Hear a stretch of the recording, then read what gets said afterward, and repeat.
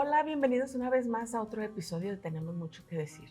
Hoy vamos a platicar de algo que, mire, no puedo echarle mentiras. Yo lo padezco y yo también quiero saber por qué, para qué, cómo, cuándo, dónde y cómo quitármelo. Esa manera de estar pensando siempre en que lo peor puede estar sucediendo.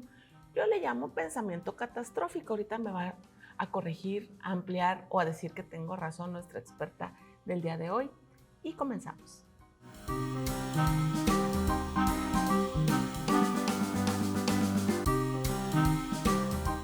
Lucía Barrios. Hola. Ay, qué padre, estoy muy contenta. Comentábamos que ya hacía un buen que te extrañaban estas pantallas. Sí, ya mucho tiempo sí. Desde antes de la pandemia. ¿Qué huele? Pero qué bueno, me da mucho gusto que me hayas invitado otra vez y que me hayas esperado. Gracias. Es que sí la he invitado, pero luego la mujer está ocupada, pasa otra cosa. Y el caso es de que no habíamos podido coincidir, pero ya estamos aquí. Ya estamos aquí muy contentos. Sí. Gusto saludarlos a todos. Oye, yo quiero que platiquemos de algo que no es de ahora, es de siempre, pero que yo siento que se ha reforzado, se ha vuelto más común, se ha vuelto más fuerte en los últimos tiempos. Yo le llamo pensamiento catastrófico, a lo mejor se llama de otra manera y ahorita tú me vas a decir. Esa sensación de que, por ponerte ejemplos, vas manejando y te subes a un puente y cuando vas arriba del puente dices tú, ¿y si se cae el puente ahorita? ¿Y si me fallan los frenos? ¿Y si una mano misteriosa le hace hacia el volante y salgo volando por el puente? O si estás cruzando una calle y dices, ¿y si un loco da la vuelta? Y no lo veo y me atropella. Y ese de estarle siempre cargando a la cabeza el peor escenario, la peor catástrofe que nos puede pasar minuto a minuto. Me voy a dormir. Buenas noches. ¿Y si no despierto mañana? ¿Y si en la noche me da un ataque y no hay nadie aquí? Es esa manera de estar alimentando con catástrofes a nuestra mente. De entrada, ¿sí se llama así? Sí es pensamiento catastrófico, pero es parte de una serie de pensamientos distorsionados. Nuestra mente es maravillosa, yo siempre digo, el cerebro es una cosa hermosa, ¿no? Pero también se trastorna o se distorsiona como una manera de bloqueo, de evitación para ciertas circunstancias que vamos pasando. Generalmente un pensamiento catastrófico inicia después de una catástrofe. Fallece a lo mejor algún ser querido y entonces tengo miedo de que se muera mi mamá. Y me decía una vez una paciente que escribía en la computadora y decía, ¿y si es lo último que voy a escribir en mi vida? Y ahorita que lo decías tú, ¿no?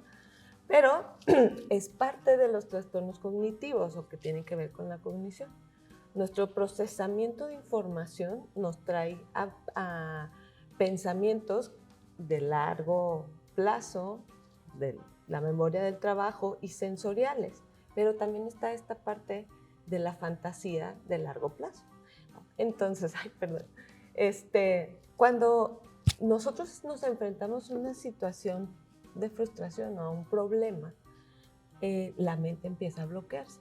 Yo creo que hoy en día sabemos ya que hace 20 años dijeron que para el 2020 la enfermedad número 1 iba a ser la depresión y la 2 la ansiedad. Entonces, ya estaba pronosticado desde antes de la pandemia. Desde antes, y yo siempre digo, y no hicimos nada para evitarlo. Exacto. ¿Verdad? O sea, todos, al contrario, ahorita es repunte, yo por eso ando con tanto trabajo, ¿verdad? Porque o sea, ahorita, si no has escogido carrera, estudia psicología, es la carrera del futuro. Exacto, y es la mejor, la más bonita. Bueno, esa es otra historia, ahorita no. Bueno. Pero entonces Ellis nos habla de los pensamientos distorsionados.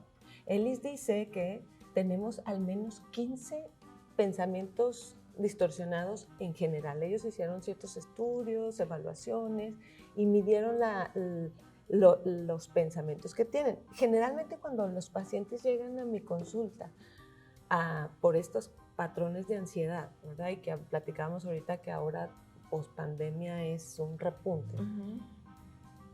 Todo está en el pensamiento. Ahí es donde entiendes el todo es mente, porque todo lo que ellos pasan está en el pensamiento.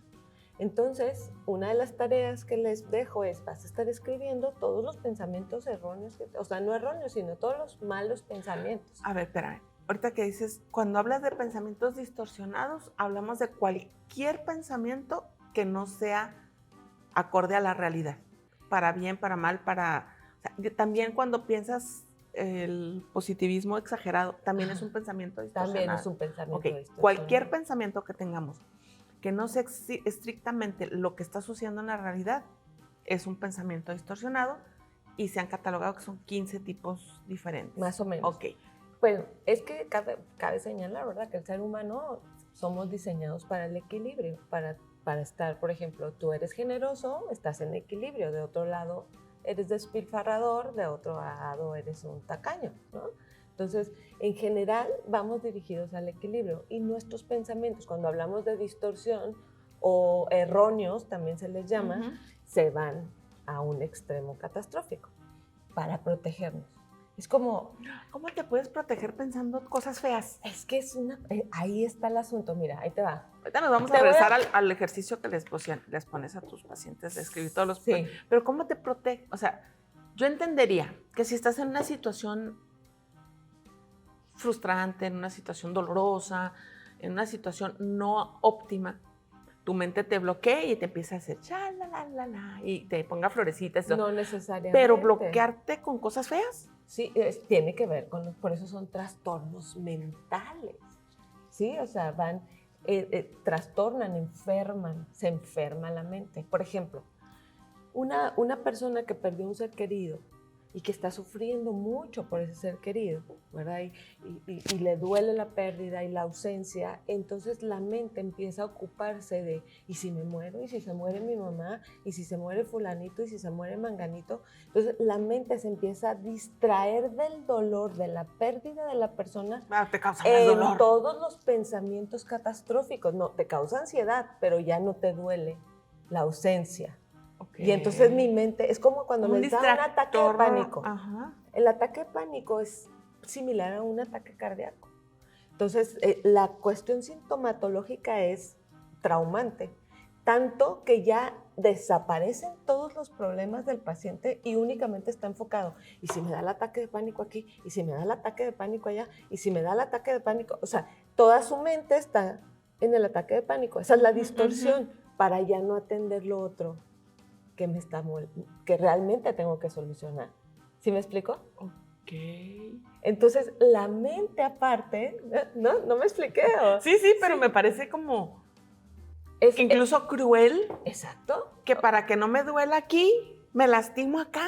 Exacto. O sea, así como... Por eso se trastorna la mente, o sea, me vuelvo loco. Un obsesivo compulsivo, ¿qué es lo que hace? Se pone a pensar, me lavé las manos, no me las lavé, y voy y me las lavo, y me puedo lavar 25 veces las manos y no pienso en lo otro que me está doliendo.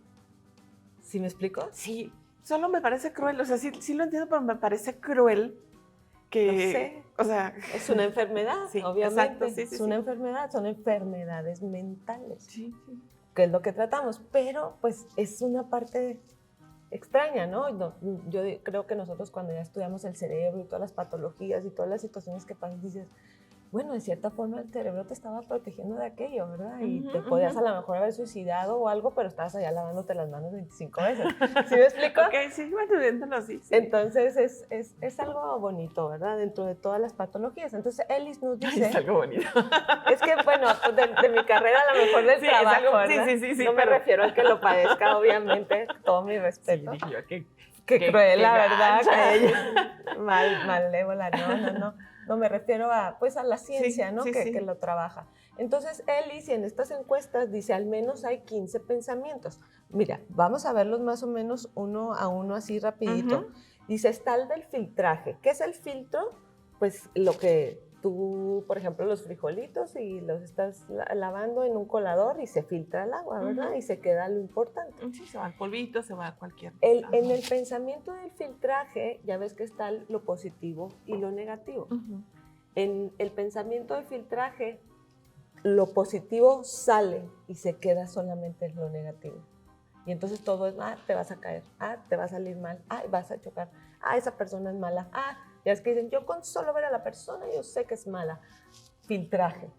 ¿Sí me explico? Son, aparte para ellos están en, no existe un punto medio, no existe ese equilibrio, solamente existe lo negativo. O sea, es negro o blanco. Es negro o blanco, no existe otra. Es como, es horrible esa persona o es maravillosa. ¿Sí me explico? O sea, no está el punto medio. Luego está el pensamiento polarizado, cuando aquí no hay un término medio. En el pensamiento polarizado, las cosas son buenas o malas, perfectas o fracasadas. ¿Sirves o no sirves? En el filtraje se queda en lo negativo, pero también te puedes ir al otro extremo del maravilloso. Y en el polarizado también. Ahí en el polarizado es cuando tú dices, por ejemplo, ella estaba conmigo únicamente por mi dinero. Únicamente le interesaba, ¿no? O sea, el pensamiento polarizado, solamente hay una cosa, no, pero mira, no, es mala, no hay, es tonto. ¿Todos los hombres son iguales? No, ese es el pensamiento sobregeneralizado, el que sigue. El pensamiento generalizado tiene que ver con que todo lo que pasa alrededor finalmente tiene que ver conmigo. Eso suena narcisista. Sí, y tiene que ver con... por ejemplo, Vero no me saludó. Es que yo les caigo gorda a la gente. Alguien que te hizo daño un día, tú dices, es que todo el mundo es malo. Todo el mundo es malo, exacto. Todos los hombres son iguales. Todos me van a hacer daño en un momento. Todos los policías son corruptos. Todos los hombres matan, ¿no? O cosas así. Sí. Entonces... Luego está la interpretación del pensamiento, eso está bien interesante. Eso es cuando dice, es que ella volteó para la derecha porque yo iba pasando a la izquierda y de seguro lo hizo porque quería molestarme. Porque me está ignorando. Porque me ignora, ¿por qué? Pero yo se la regreso, pero ella me dice, ¿y si me explico? O sea, yo estoy interpretando todo lo que los otros están pensando. Y me vuelvo adivino. Ya ves que yo siempre en terapia les digo, oiga, guapa y adivina, imposible. No me la ponga tan complicada, déme chance de perfeccionarme. Ellos sí se vuelven adivinos, ¿no? Y está muy interesante. Y luego está la visión catastrófica, donde de todo se espera lo peor. Todo va a ser malo totalmente. Y luego está la personalización. Todo lo que hacen, dicen, piensan los demás es por mí. Hola. Hola, aunque las personas que caen en estas distorsiones no están conscientes de que obviamente, lo hacen. Por eso son pensamientos eso es importante también estar en conciencia de que nadie lo hace nadie tiene una distorsión para molestarme. Es algo en que no cae en cuenta. No, de hecho, ahorita que terminemos de ver los pensamientos, se crea una estructura por el medio ambiente en el que vives. O sea, el pensamiento también es aprendido. Aprendemos a pensar. Y, por ejemplo, si mi abuelita también siempre estaba enferma, pues yo también siempre voy a estar enferma. Y es la clásica, que si la mamá le tiene miedo a las cucarachas, los niños crecen pensando que las cucarachas son malvadas. Exactamente. O sea, no racionalizan el por qué. Exactamente. Oye, ahorita que es eso de que todo gira en torno a mí, te voy a poner un ejemplo que a mí me causó mucha gracia en su momento. Un hijo tiene problemas con su esposa y se divorcia. Cuando están en el trámite del divorcio, pues lo hace público a su familia y primero va y se lo platica a su mamá. Oye, mamá, pues fíjate que las cosas pasaron así, su tanita hizo. Claro, clásico, siempre el que cuenta la historia no hizo nada, ¿eh? Siempre el otro, me hizo, me puso, y por eso nos vamos a divorciar. Y luego la mamá hace un puchero así, ay no. Y yo dije, pues la señora se preocupó por su hijo, ¿verdad? Y luego dice, te divorcias solo para angustiarme, ¿verdad? Exactamente. O sea, no te preocupó si el hijo estaba sufriendo lo que le estaba contando. No, o sea, lo estás haciendo porque sabes que eso me va a causar una angustia y entonces vienes y me lo dices y me causas la angustia. Y no está pensando en la emoción y en el sentimiento del otro. Exactamente. Y son distorsiones mentales, ¿verdad? Me decía, ayer platicaba con mi hijo ahí en la comida y me decía, mami, pues es que ¿cómo está eso los psicópatas, ¿cómo es? Bueno, un caso que estábamos viendo decía, ¿cómo esa señora pudo hacerle eso a sus propios hijos tan mal, ¿no? Digo, pues es que carece de, o sea, por eso es un psicópata, está mal de su mente, está enfermo, carece de la empatía, carece de emociones que pueden conectarlo con el otro. Tenemos que hablar de eso un distorsión día de maldad. Sí, ¿no? Es súper interesante. Ya ves que está el índice de maldad, o sea, hay diferentes niveles. Compromiso de que hablemos de los índices de maldad. Pero bueno, luego vamos a las falacias de control. Creo que tenemos el poder y control sobre los demás o que los demás tienen el control sobre mí. No, es que yo voy a ¿cómo dice? Por ejemplo, me decía una vez una paciente, es que si yo no me levanto y yo no voy a esa empresa no va a funcionar, porque yo soy el pilar de esa empresa. ¿Qué hubo? Y es la afanadora, Esa es la falacia de control, sin mí no se puede. O, no, es que mi mamá mi mamá me dijo que lo hiciera y pues yo lo tenía que hacer. ¿Sí sabes? Otro me controla. Yo no lo hago por mí porque me controla. Eso también entra dentro, por ejemplo, de conceptos como el machismo, ¿no? De todo tiene que funcionar como yo digo porque yo tengo la razón. Seguramente. También, porque es el yo sé, yo tengo el control. Luego está la falacia de justicia. ¿Son los que se hacen superhéroes porque creen que pueden arreglarlo todo o qué? No, es yo soy el que sé lo que es justo y lo que no es justo. Yo mido, yo soy el que traigo la varita que mido y no es justo. Yo siempre me he acordado de aquel ex que hubo ahí un problema muy fuerte y yo le decía, es que no es justo lo que me haces, y él me dice, ¿quién dijo que la vida es justa? ¿No? Y yo, aprendí esto de la falacia de justicia, ¿no? Que dices, algún día, dices, pero un día yo... Pero hay un Dios. Pero hay un Dios. No, esa es otra, esa se llama falacia divina. Si válgame, me quisiera... yo me las revuelvo todas. Me las sé todas, pero las revuelvo. Son como similares, finalmente son pensamientos distorsionados. Sí. Pero ellos los separaron porque ahorita continuamos con lo de la tarea, tú vas viendo hacia dónde se dirigen los pensamientos. El pensamiento distorsionado tiene una razón de, como en la esquizofrenia, las alucinaciones tienen una razón de, aparecen por un proceso interno. Están diciendo algo. Exactamente. Igualmente el pensamiento distorsionado. Entonces, con esa tarea vas distinguiendo cuál es el pensamiento distorsionado. Luego está el razonamiento emocional. Por ejemplo, la creencia de que lo que yo siento es real. O sea, yo me siento tonto, estoy tonto.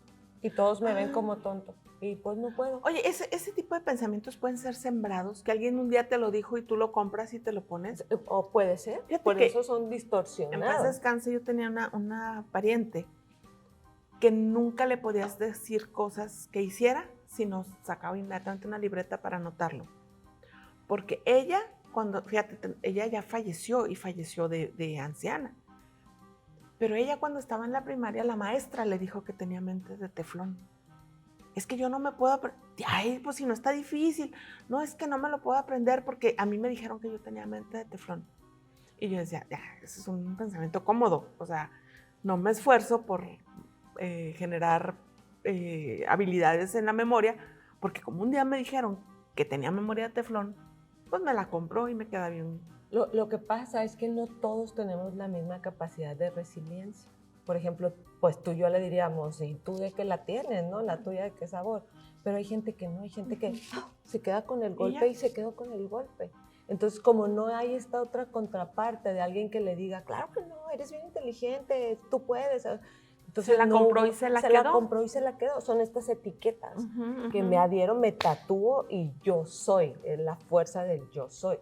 Pero el pensamiento distorsionado generalmente aparece en situaciones estresantes, no es un estilo de vida. Ya. Sin embargo, sí es una idea errónea, digamos, de quién soy yo, y ahí tendríamos que haber trabajado con eso, pero así como lo dices está perfecto. Luego está la falacia del cambio. Yo lo voy a cambiar. Cuando él se case conmigo, es un borracho. Yo voy a hacer que deje de tomar. Porque el amor todo lo puede. El amor todo lo puede. Él va a cambiar cuando haga esto. Cuando consiga la casa, voy a ser diferente. Voy a ser feliz. Me acuerdo mucho que, bueno, ya después de la experiencia, ¿verdad? Que decía, no, es que si yo me divorcio, y es que si yo me divorcio, y dices, la vida sigue siendo igual, nomás en el mundo, pero todo sigue siendo igual. O sea, sigue la misma nomás vida. hay que pagar más cuentas. Nomás hay que pagar más cuentas, eso es cierto. Y luego están las etiquetas globales, que es muy parecido al sobre generalizado de todos los hombres son iguales, pero aquí es a partir de 2 o 3 características. Por ejemplo, no, ese hombre trae las manos en la bolsa, no sirve para nada, o algo así, ¿no? Todos los que tienen bigote. Todos los que tienen bigote ocultan algo porque exacto, no quieren que se le vea la boca cuando mienten. Exacto, es así el pensamiento de las etiquetas globales. Luego está, fíjate, el pensamiento distorsionado de tener la razón. ¡Válgame! Solo sé que no sé nada, decía, ¿verdad?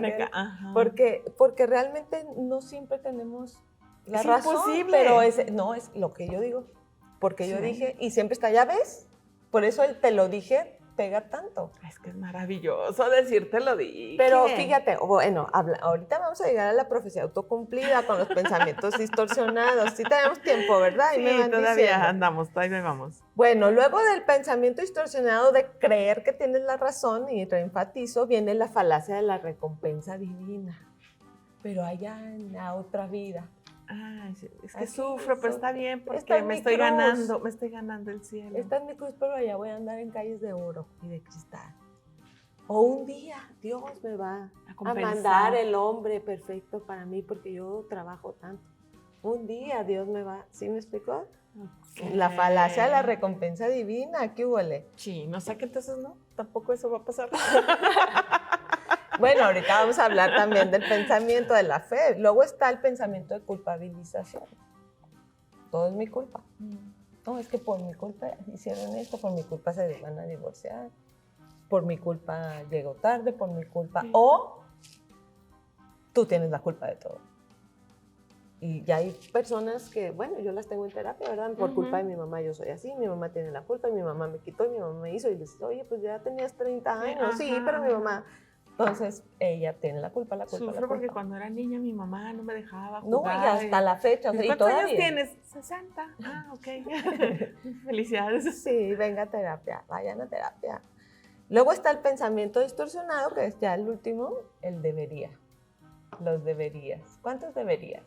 Debería haber dicho, debería haber hecho, debería hacer, debería ir, debería decir. Pero luego también los puedes juntar, ¿no? No, pues se te hace una mezcla, obviamente. O sea, cuando dices, por ejemplo, es mi culpa, pero yo debía haberle dicho tal cosa.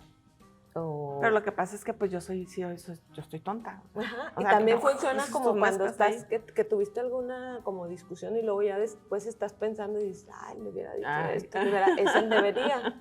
¿Por qué? Porque eso te devalúa, o sea, eso también te... Sí. Y deberías hacer esto para llegar a dónde. Soy tan torpe que no pude reaccionar en el momento y me autocorrijo la plana después. Y el debería, pues me lleva a dónde. Debería para llegar a dónde. No es nada más una idea distorsionada, debería. Entonces, de pronto tengo yo pacientes que van al gimnasio, trabajan, son altruistas, hacen tantas actividades y todavía debería hacer más, siento que no rindo. ¿Sí me explico? Sí. Y dije, pues, relax, cálmalo, porque debería. Ahora, ¿por qué se nos distorsiona la mente? Hablamos ahorita del dolor, las cuestiones, principalmente la emoción que menos queremos sentir, dice Giorgio Nardone, es el dolor. Él la llama una emoción. Entonces, la emoción del dolor nos hace cubrirnos con todos los mecanismos de defensa que nos habla Ana Freud también, que ese es otro tema muy interesante de los funcionamientos inconscientes, mentales, por eso entran los pensamientos distorsionados. Es decir, yo quiero evitar, aplico el mecanismo de defensa para evitar el pensamiento y se me filtra un pensamiento distorsionado. Entonces ya no pienso en que mi exnovio anda con mi mejor amiga.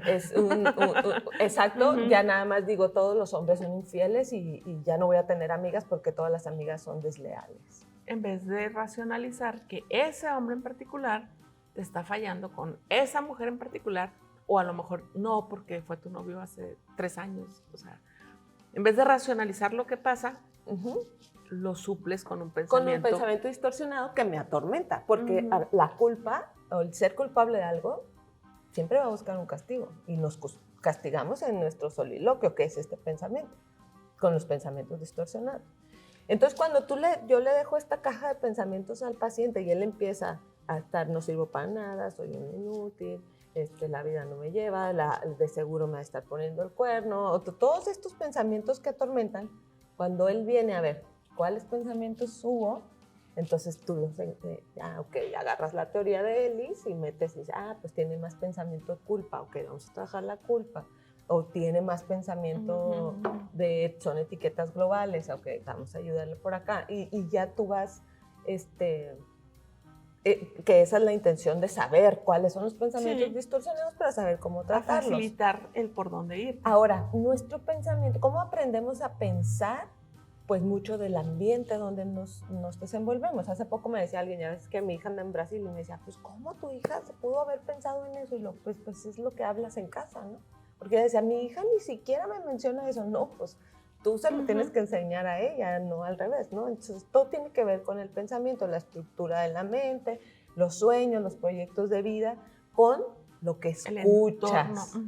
Entonces, y que tiene que ver, ahora que escuchas TikToks, escuchas todo lo que escuches. La fe viene o la creencia viene por lo que escuchas, como decías ahorita de tu tía, ¿verdad? Tienes mente de teflón y ella se quedó con la creencia. Ahí tenemos un pensamiento en mal, pero imagínate que le hubieran dicho, oye, tú eres extraordinaria, ¿no? O sea, es diferente.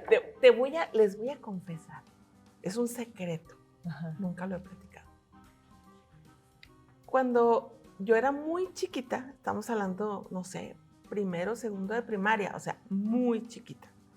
El colegio donde yo estaba, había un autobús que nos llevaba de la casa, o sea, el servicio de transporte escolar. Y un día, de regreso, de veras es un secreto, sí, es la primera vez que lo platico. Un día de regreso del colegio a la casa, venía yo en el camión y siempre, por alguna razón extraña, era la primera que recogían y la última que dejaban. Y no era la que vivía más lejos. Incluso el camión pasaba como a 2 cuadras de mi casa 2 veces antes de llegar a mi casa. Nunca entendí por qué, pero bueno. El caso es de que cuando yo llegaba a mi casa, el camión ya estaba vacío. Ya era yo la última niña. Y cuando me iba a bajar ese día, volteo y en el suelo había tirado una estrellita dorada. No sé hoy cómo les pongan a los niños cuestiones de aprendizaje, de brillantez en el día. Pero en mis épocas te ponían unas estrellitas en la frente y eran de colores, dependiendo cuál era el nivel en el que habías desarrollado ese día o esa actividad. Entonces había rojas, azules, plateadas y doradas. Las doradas eran, eres la máxima. Y me encuentro en el piso una estrellita dorada tirada. ¿Qué hice con la estrellita dorada? Agarré, me la puse y dije, le voy a dar a mi mamá un gusto, no sé qué pensé, porque te estoy hablando que tendría 6, quizás 7. Y agarré y me puse mi estrellita dorada en la cabeza. La cuidadora del autobús no se fijó, pues no me vio si la traía puesta cuando me subí. El chofer, pues menos. Llego yo a mi casa. Y cuando mi familia vio que traía la estrellita dorada, nunca me preguntaron qué había hecho para ganármela ni nada, pero fue una fiesta y me llevaron a comer, o sea, me hicieron qué padre. Una fiesta tal que inconscientemente a partir de entonces yo me aboqué a de verdad tener estrellitas doradas todo el tiempo en mi frente. Y yo terminé todos mis grados académicos que tengo con sobresalientes. Y un día dije, pues la verdad es que sí, como que digas, ay, soy un súper cerebro y ay, soy súper... No, yo digo que es una inteligencia promedio bien aprovechada solamente. Pero, y bueno, ¿qué me hizo o en dónde me enganché con el ser tan clavada en el aprovechar? Y cuando me empecé a ir hacia atrás, yo llego a ese día. O sea, ese día me enseñó las mieles, por decirle así, de ser sobresaliente. Y me gustó. Y entonces decidí que esa estrellita se tenía que quedar ahí de manera permanente porque me gusta lo que sucede después de que ve la gente que tengo la estrellita en la cabeza. Y entonces he vivido chorro mil años de mi vida después de no buscándola en el sentido de un rollo de competencia, sino de seguir sintiendo esa sensación de, hey, no me la robé, es mía, ¿no? Pero un tiempo, y es a donde voy, hubo un tiempo en el que me sentí culpable porque en realidad esa estrella no era mía. Y entonces me sentía que era yo un fraude porque en realidad la estrella quién sabe de quién sería. Pero me la puse yo, pero fue ese día. O sea, a mí me costó mucho trabajo entender lo que platicamos hace poco en un programa sobre el asunto del síndrome del impostor. A mí me tocó mucho trabajo entender que no soy impostor, o sea, fui impostor ese día, nada más. Pero en el pensamiento distorsionado sí te lleva a creer que en realidad ese desarrollo que hice después de, o sea, no hubiera sucedido si no hubiera sido por eso. Y eso es lo que dices tú, el entorno te graba, te marca. Y si a lo mejor yo hubiera llegado y mi mamá no se hubiera dado cuenta de la estrellita y nadie hubiera dicho nada por la estrellita, pues se me hubiera olvidado que la traía puesta, al rato se me hubiera caído y no hubiera sucedido nada. Que hubiera pasado después, quién sabe, ¿no? Pero el entorno te marca. En ese momento todo el mundo dijo, ay, es que eres bien lista, eres bien inteligente, eres bien, bien, bien, bien. Y así como mi tía se creyó que tenía una cabeza de teflón, pues yo me la creí de que yo era acá muy, muy plus. Y a lo mejor no lo era. O sea, es así de una duda, a lo mejor no lo era. Pero ese detonador me hizo tomar acciones para así serlo. Yo creo que sí es el conjunto o sea, sí es el ambiente, obviamente, ¿verdad? De la fiesta que te hicieron, todo el reforzador positivo para volver a crear la conducta. Yo sí considero que eres una mujer muy inteligente, entonces la inteligencia te llevó a la reflexión de decir, híjole, esto no es mío, déjame me consigo unas que son mías. Y luego la resiliencia, ¿no? De enfrentarte a tu propia verdad, porque en realidad o sea, esa primera fiesta, pues era el premio de nada. Sorry, madre. ¿Sí me explico? Era el premio de nada. Sino que tú dijiste, entonces déjenme les llevo el premio por el que me dieron la fiesta. Porque a lo mejor otro niño hubiera, pues qué fácil, entonces me voy a dedicar a robarme estrellitas porque cada vez me van a hacer una fiesta. Si la respuesta hubiera sido negativa, como dices, pues otro niño, porque cuántas historias tengo yo de niños que llegaban con sus calificaciones de 10 excelentes y los papás, ¿qué quieres? O sea, eso es lo único que tienes que hacer, exacto. Entonces, la respuesta que te dio el ambiente te dio un reforzador positivo para una conducta, pero el pensamiento distorsionado no es, eres culpable de todo, no solamente de China, aquella vez, ¿sí me explico? Okay. Por todo eso ha sido una pensamiento distorsionado, o sea, te está picando y te está constantemente... No, tú eres culpable, es que, sí, pues es que el camión no pasa porque me levanté tarde, la señora, mira, se cayó pues porque yo no me quité, ¿sí sabes? O sea, todo es mi culpa, todo, que tú dices, ay, mi hijita, pues, como dijo mi hijo, ¿verdad? Cuando estaba chiquito, yo no tengo la culpa y enseñaba las manos así de yo no la agarré, ¿verdad? Así todos vamos dejando, o vamos creando los pensamientos distorsionados según lo que yo voy viviendo, ¿verdad? Ok. Ahora, si nos regresamos un poquito al planteamiento original del pensamiento catastrófico, a mí me preocupa esto en particular. A mí me pasa. Y yo he encontrado algunas autométodos para irlo erradicando. Pero como a mí me pasa, me fijo en qué le pasa a otras personas. Y ahora, después de la pandemia, lo veo como otra pandemia. O sea, todo el mundo está pensando, ¿y si la abrazo me va a contagiar?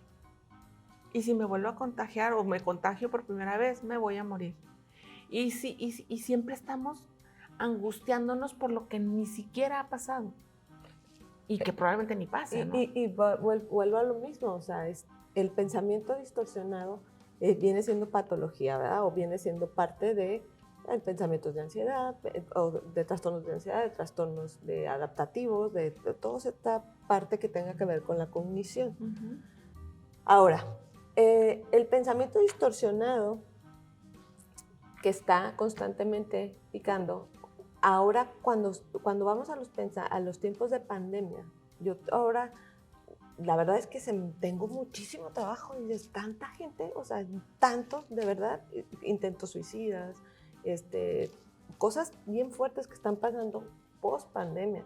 Una parte que yo decía, a lo mejor estoy equivocada, es como mi generalidad, que yo digo que algo pasó con el COVID cerebralmente, neurológicamente hablando, con las personas que lo padecieron en general, y hago la pregunta cuando veo que es un cuadro severo de depresión o de ansiedad severa, le pregunto, ¿le dio COVID? ¿Tuvo COVID? Y en general sí me dio.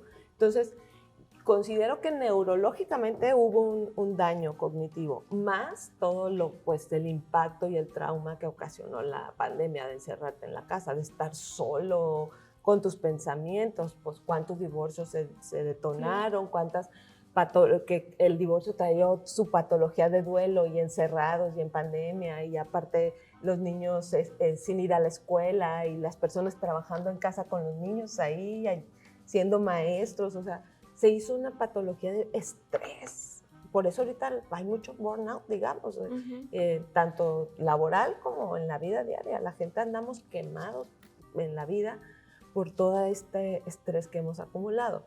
Y los pensamientos distorsionados se quedaron muchos. Como te digo, o sea, yo atendí a una paciente que se le murieron 7 familiares, incluyendo sus padres y hermanos, o sea, dice, en 3 meses. Entonces, ¿cómo no le va a quedar un pensamiento distorsionado de decir, no quiero salir, usa cubrebocas, no quiere contacto con nadie, no quiere? Obviamente es una manera de protegerse del dolor de 7 pérdidas. Sí, está totalmente distorsionada. Yo sí creo que la pandemia nos trajo, sobre todo el pensamiento catastrófico, como tú lo marcabas al principio, de esperar lo peor, se ve muy marcado. No, digo, se ha bajado un poquito. Ya ves que ayer antier dijeron que López Obrador ya había marcado el final de la pandemia y que ya no sé qué, entonces la gente se empieza a confiar y de cierta manera, sabemos que está mal, pero hablando de pensamiento distorsionado, la gente escucha la idea y entonces se tranquiliza, viene esa tranquilidad. Pero sigue habiendo muchos contagios. Sí, obviamente, lo sabemos y seguimos teniendo. Yo estoy ahí en el hospital y seguimos usando siempre cubrebocas, ¿no? Pero sí está esta situación de esperar ya lo peor, no solo para mí, sino para los demás. Ahora, quienes experimentaron la enfermedad de COVID severa y la sobrevivieron, tienen un terror a la falta de aire, o sea, esta sensación de no puedo respirar. Yo he tenido en pacientes hacer hipnosis y cosas así donde ellos, viene esta parte que es horrorosa, o sea, y se les ve su cara de horror, de querer, de pensar únicamente en volver a vivir la experiencia. Entonces, sí es algo muy, muy fuerte. Gracias a Dios, a tu servidora, pues no me pasó, ¿verdad? Y dices, pero he trabajado con muchísima gente que habla de esa desesperación. Entonces, obviamente la mente colapsa, nuestra mente colapsa y cuando ya colapsa todavía más, el cuerpo también, y viene el ataque de pánico o esas palpitaciones o los intentos suicidas en el otro extremo, porque estamos, ¿no? Depresión y ansiedad en el péndulo.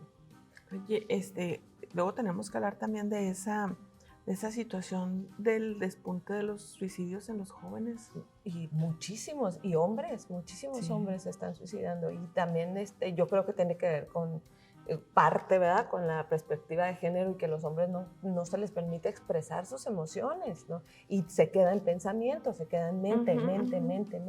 Es tan importante, o sea, nosotros los psicólogos trabajamos con la mente del paciente, con tus pensamientos, con tus tus formas, porque el pensamiento te hace el hábito, dice el dicho aquel, ¿no? O sea, el pensamiento te lleva a lo que eres. Entonces, ahí es donde tendremos que empezar a primero identificar qué tipo de pensamientos estoy teniendo. Y viene este proceso que nos habla Carl Rogers, ¿verdad? El proceso de darte cuenta. Cuando es más difícil, exacto, ¿no? cuando le dices tú al paciente, oye, a ver, y cuéntame, ¿cuáles fueron los pensamientos más recurrentes? Por ejemplo, fíjate, una vez me decía un paciente, llegó como con un brote de paranoia, y lo me decía, no, es que ¿sabe qué? Yo tengo 4 días que me están siguiendo, y yo creo que pusieron cámaras micrófonos en mi casa, estoy seguro que hay micrófonos, y hay un carro verde que me sigue, pasa alrededor de mi casa, y estoy seguro que me están vigilando. ¿Sí? El pensamiento distorsionado en esa obsesión. Y yo, no, sí, yo te creo, mi niña, yo creo que sí, pues, ¿desde cuándo te han de estar siguiendo? Y ahí estoy yo, ¿verdad?, con el espionaje. Entonces le dije, pues mira, la tarea va a ser la siguiente. Ahorita, de que llegues a tu casa, vas a voltearla al revés para que encuentres los micrófonos. Mínimo vas a encontrar unos 10, yo creo. Entonces te pones y buscas los micrófonos en la casa, y cada vez que veas pasar el carro, tú vas a apuntar en una bitácora, pasó a tal hora, y te fijas en las placas, porque yo estoy segura que te están siguiendo. Cuando vuelve a la terapia, le digo, ¿qué onda? ¿Cómo te fue con la tarea? Dice, me puse a buscar en mi cuarto los micrófonos y tenía como 10, 15 minutos buscando cuando dije, ¿qué tontería es esta? ¿Sí sabes cómo? Sí, y sí. el carro, ¿qué onda? No, pues, por más que lo quería ver para apuntar la hora, nunca lo encontré. ¿Sí me explico? ¿Y qué pasaba antes que sí veía esas señales? Tiene que ver con la profecía autocumplida. Si yo tengo un pensamiento catastrófico de me voy a caer, por ejemplo, una vez es un ejemplo de mi hija, la amo con toda mi alma, cuando estaba ella en secundaria, le gustaba un niño de prepa. Y entonces iba a haber una sesión de cine donde iba a ir secundaria y prepa. Y entonces ella me decía, mami, si me caigo en el cine, y que vaya yo caminando y me caiga y me vean los de prepa, o sea, era como... Y entonces me lo dijo varias veces y entonces me senté con ella y le dije, ¿sabes qué, mija? Sí te vas a caer.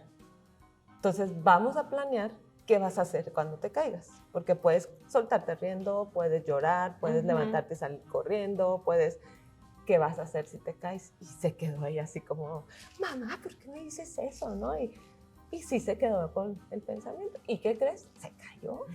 Pero como ya sabía ella qué iba a hacer, ensayado. hasta salió padre porque se soltó riendo, el niño vino, le ayudó a que se levantara, etcétera, 15 días etcétera. después se casaron. No,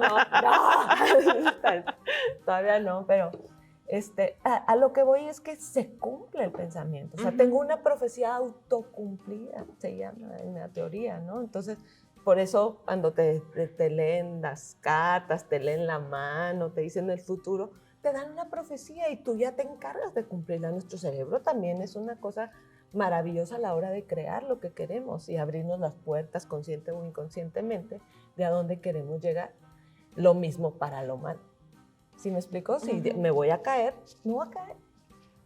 Me va a salir mal esto, me van a defraudar, me van a defraudar. Por eso es importante aprender a cambiar el pensamiento. ¿Qué me dijo un alumno una vez en la clase de psicología? Muy valiente, él me dice, maestra, entonces lo que usted está diciendo es que nosotros tenemos que cambiar el pensamiento del paciente. Y yo, ándele. Dijo, ay, pues qué fácil, ¿no? Y yo, empiece con el suyo, le dije, empieza a cambiar el suyo, ¿verdad? Y luego ya me platica ya qué platicamos onda. cómo le hizo. Es un proceso porque es reeducar la mente. Ahora sí viene la programación neurolingüística. Y entonces tengo que reprogramarme porque ya estoy, por ejemplo, tu tía programada, tengo mente de teflón, todo se me olvida. Y mejor apunto, ya tiene el hábito, el mecanismo de apunto. Sí, y cuando ella, ¿qué me dijeron que hice?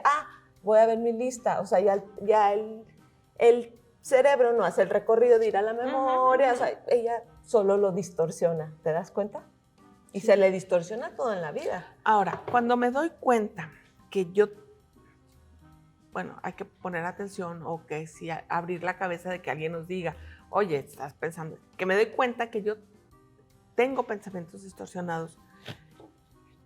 Primero, ¿Es fácil darse cuenta? Y segunda, cuando me doy cuenta, ¿qué tengo que hacer? Mira, Además de ir a terapia. sí, claro. No es fácil darte cuenta porque es un hábito y es un diario vivir, es un estilo de vida. Generalmente cuando se dan cuenta es cuando buscan ayuda. Oye, como que esto que ando pensando, no. Por ejemplo, una vez llegó una señora a terapia y me decía, yo me estaba lavando los trastes, estoy lavando el cuchillo y empecé a pensar, ¿y si me corto? ¿Y si me corto las venas? Y entonces mejor fue con su hijo y dijo, oye, llévame a la psicóloga, porque mi pensamiento. ¿Y qué es lo que ella estaba pasando? Su esposo estaba agonizando. Tuvo un proceso para morir de varios meses y el esposo estaba, y ella empezó con estos pensamientos distorsionados. Entonces, no es tan sencillo darte cuenta.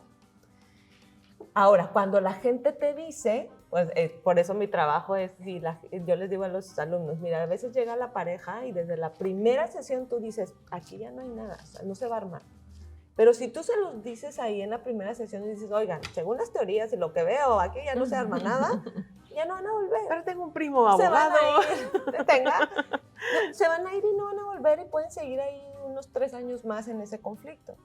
Tú lo que tienes que hacer es ir trabajando con ellos, a lo mejor 2, 3 sesiones, y en la tercera sesión ellos solos, aquí ya no hay nada, sí, aquí ya no hay nada. Sí, y me ha tocado, ¿verdad? Que, ay, caray, me dijo una vez uno, me diste un gancho al hígado.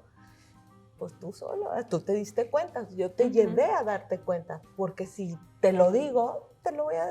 Ay, tú siempre estás con tus pensamientos de que todo va a estar malo. Tú dices, no, pues es que todo va a estar malo. Nada más con vernos ya supiste. Exacto. Y pues sí, claro que sí lo soy. O sea, es que es mi pensamiento interno. Oye, una vez alguien me comentó, cuando yo me di cuenta de estos pensamientos catastróficos, alguien me dijo, es que cada vez que tu mente empieza a tener un pensamiento catastrófico, párala. O sea... Esa es una técnica. Que le digo, detente. Y la técnica que a mí me explicó ella, traía una liga. Yo traje una liga un buen tiempo en la muñeca. Entonces, cada vez que yo tenía un pensamiento, empezaba, ¿y si me poncho? Y tengo que llegar porque quedé de llegar a grabar programa. ¿Y si me poncho? ¿Y si me choca? ¿Y si se para? Entonces, en cuanto empezaba el pensamiento y lo identificaba, ¡pum!, me daba un ligazo. Y a mí se me hacía muy cruel. Pero neta, es así como tipo de perrito de Pavlov. Es el perrito, no de Pavlov, de Skinner, ¿verdad? La paloma, ¿verdad? El estímulo negativo. Ah, pues yo me fui con el perrito, que te acostumbras de que a la hora que empiezas a tener un pensamiento que no es bueno, sabes que te va a doler, entonces mejor lo bloqueas, ¿no? Ahí lo bloqueas, o sea, es una muy buena técnica, sí la he usado también. Sin embargo, no acomodas lo otro. O sea, si no hay trabajo cognitivo... No quitas la causa. Exacto. Eventualmente, cuando vuelvas a pasar en unos años otro momento de frustración, vas a volver a tener el pensamiento catastrófico. ¿Qué es lo que se hace? Haz de cuenta que yo lo veo como cuando pones supongamos que tienes un vaso a la mitad de coca y lo pones debajo del chorro del agua y empieza a caer el agua y empieza después a desbordarse y llega un momento que desaparece la coca. Hay pura agua. Eso es lo que hacemos con el pensamiento.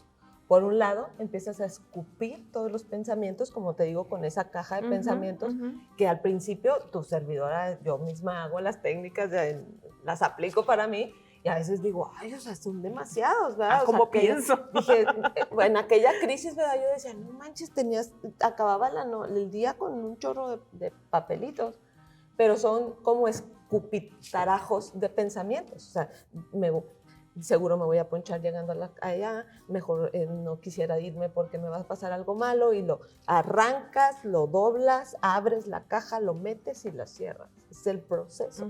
Y empiezas a expulsar. Por otro lado, yo te doy una piedrita. Le digo, esa va a ser tu tarea, vas a estar todos los pensamientos y obsesivos y todo. Y por otro lado, mira, vas a traer esta piedrita todo el tiempo contigo. En tu bolsa, donde la puedas tocar al menos 10 veces al día. Y cada vez que la agarres, vas a darle gracias a tu cuerpo por algo que funciona bien. ¿Sí? Y entonces empieza el chorro del agua. Alimentar con pensamientos positivos. Con pensamientos. Un corazón agradecido jamás va a estar decepcionado ni atribulado. El agradecimiento nos lleva al autoamor, al reconocimiento de todas las cosas buenas que tengo. Y entonces empieza y empezamos a educar el pensamiento, a reprogramarlo y a hacer una programación neurolingüística. Por un momento, por un lado, escribiendo, porque tiene que ser a mano. Nada de que en el teléfono te mandes lo textos. escribes, lo cortas, lo doblas, o sea, todo el proceso te lleva a la expulsión. Sí. Y tu piedrita te lleva al agradecimiento. Quiero que sepas que he tenido pacientes de hace 10 años, casi. Me los encuentro y me sacan la piedrita. Decía, o sea, se hace un hábito, que es la intención. A veces, aunque no tengas la piedrita, se hace el hábito de agradecer y te reprogramas. Y entonces creas la resiliencia para poder enfrentar esta situación que obviamente pues la trabajas ahí en terapia, que te lleva a esos pensamientos distorsionados. Oye, ahorita que dices eso de que se tiene que escribir, hay un foco rojo ahí en las nuevas generaciones que prácticamente ya no escriben. Pues ya es ahora con la inteligencia artificial, no, ¿sí mira, viste? Que crea textos y tú le metes nomás ciertas cosas. Sí, palabritas, pero ni siquiera escribes el texto, o sea, ni siquiera escribes las palabritas, tecleas las palabritas. Oye, nos ha tocado, tú que das charlas, lo has de haber visto con los chavos, con la gente joven, que empiezas a dar la charla, y yo me acuerdo que cuando uno iba a una conferencia, sacabas tu plumita y tomabas notas. Ahora, si no es que le toman foto a la pantalla, sacan la computadora y están tomando notas en la laptop o en el teléfono. Y esa falta de usar el lápiz, la pluma y conectar con el papel sí está dejando ahí huequitos.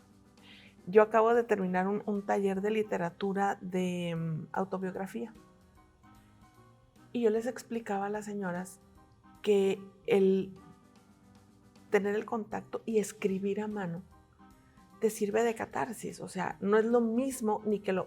Hay una catarsis cuando lo hablas y otra cuando lo escribes. La que lo escribes me parece mucho más profunda. Yo siento que cuando lo hablas te pone en orden, pero escribirlo te vuelca sobre el texto. Y me decían las señoras que no habían vuelto a escribir en años. Antes hacían la nota, la lista del súper. Ahora la ponen. No, ya no la necesitan porque se la encargan a la hija, se la encargan a alguien. O sea, son señores de más de 60 años que ya no necesitan para la vida práctica escribir. Entonces estamos hablando de personas que ya no necesitan, que ya no escriben cartas, que ya no le dejan recaditos a nadie. Chavos que ya no escriben porque todo lo hacen a través de un teclado. Y estamos ahí también desconectando cosas de nuestro cerebro, Fíjate, ¿no? que sí, bueno, claro, cuando yo dejo muchas tareas por escribir, ya ves, tengo una maestría que trabaja mucho con actividades para el paciente a solas, que son procesos cognitivos, para no trabajarlos acá en terapia, y él los va y es más rápida. Y es mucho de escribir. Entonces, yo sí veo esa diferencia cuando es que lo escribí en el teléfono, o es que...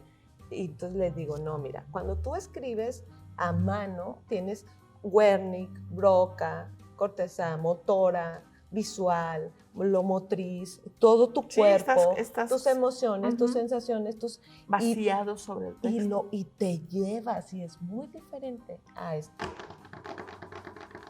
A estar tecleando. Es diferente el proceso emocional y también cognitivo a la hora de sanar. Porque hay muchas técnicas muchos procesos buenos para que pueda sanar la mente y que se puedan erradicar esos pensamientos distorsionados, porque son una tortura. La gente vive torturada tanto que mejor se obsesiona con bañarse 7 veces. ¿Sí me explico? Porque estoy tan atormentado. Son más que pensamientos distorsionados, pensamientos atormentadores. La gente sufre. Yo les digo a mis alumnos, el paciente va a llegar a consulta con un sufrimiento y lo peor es que él no sabe ni qué sufre.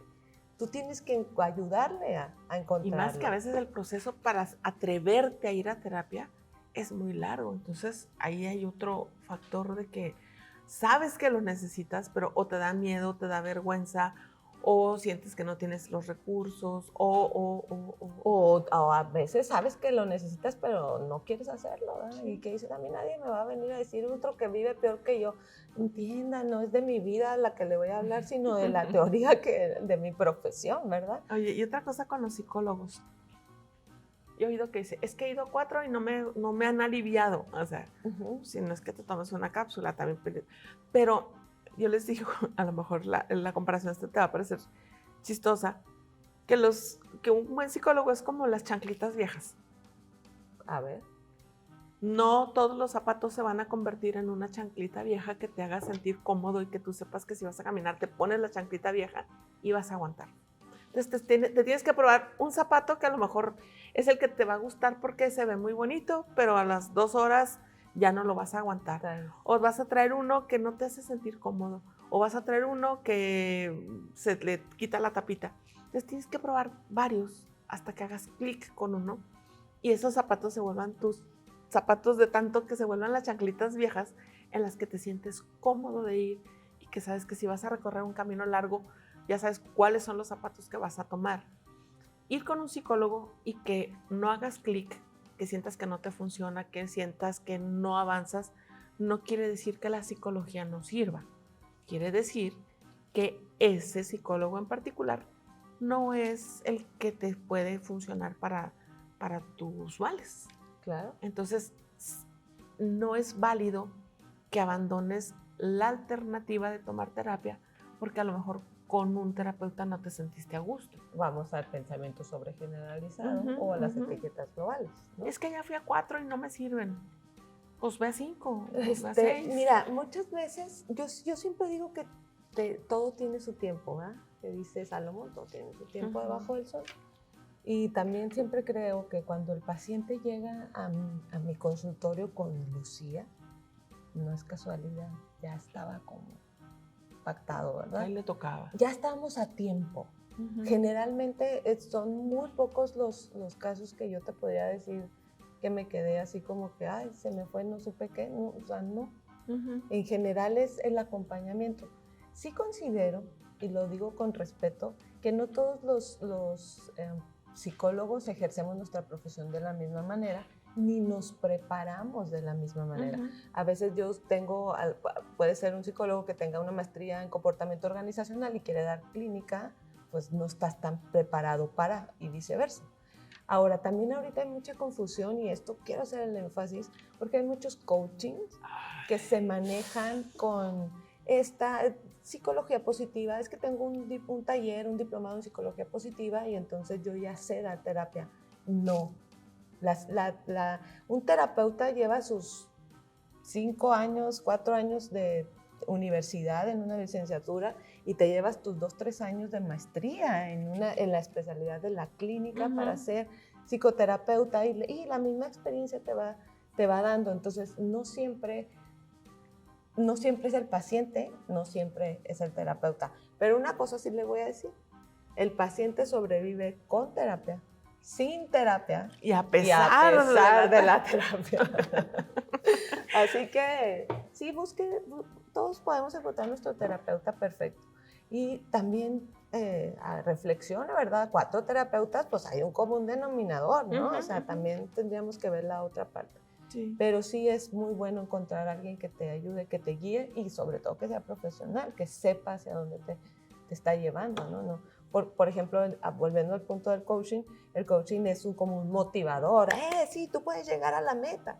Y el psicólogo viene y te dice, mira, tu cuerpo funciona así y así y así, necesitas hacer estos movimientos, necesitas descansar tanto tiempo, hacer esto, mover esto para que puedas llegar a la meta. Entrenarte así. Entrenarte así, trabajarle por acá. O sea, es diferente. Es la ciencia de la psicología, aunque dicen que no es una ciencia exacta, bla, bla, bla, para mis amigos conductistas, pero finalmente es esta herramienta, ¿no? Y esta profesión tan bonita que cambia las mentes, cambia los pensamientos. La terapia cambia el pensamiento y entonces cambia tus hábitos, cambia tu estructura de vida, ¿verdad? Está como aquella paciente que decía, llegué a mi lugar de trabajo y todos aquellos que siempre me trataban mal o estaban súper buena onda y me saludaron de beso y felices y yo hasta anduve cantando Y dice, y en la tarde dije, ay, pues qué buena onda andaban todos ahora.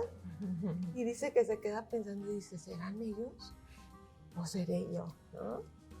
Es que es más fácil pues que tú seas, Sí. tal vez, ¿no? Pero sí, hay un camino para encontrar a tu Pero terapeuta es más cómodo perfecto. echarle la culpa a otros. Pues ahí está Y el bueno, o sea, los pensamiento de pensamientos. culpabilidad. Tú Sí. tienes la culpa, yo soy inocente, palomita. Lucía, qué gusto el que hayas retomado el sentarte en esta silla. Ay, me encanta. Ya te extrañaba. Ojalá que se siga repitiendo. Antes era una vez por semana y ahora cuánto tardamos en volver a Sí. sentarnos. Pero los tiempos son perfectos. Exacto. Es cuando deba ser. Tiempo. ¿Dónde te podemos encontrar? Pues nos encuentran en Facebook, Instagram como CEFAMPI, Centro Familiar Psicológico, AC. Estamos también, ahorita yo estoy trabajando en el Hospital Ángeles, estoy dando consulta y nos pueden encontrar teléfono 656-279-0115. Aquí está, lo pone Kenneth aquí abajito. Muy bien. Pues muchas gracias. No, gracias a ustedes. Hasta la próxima.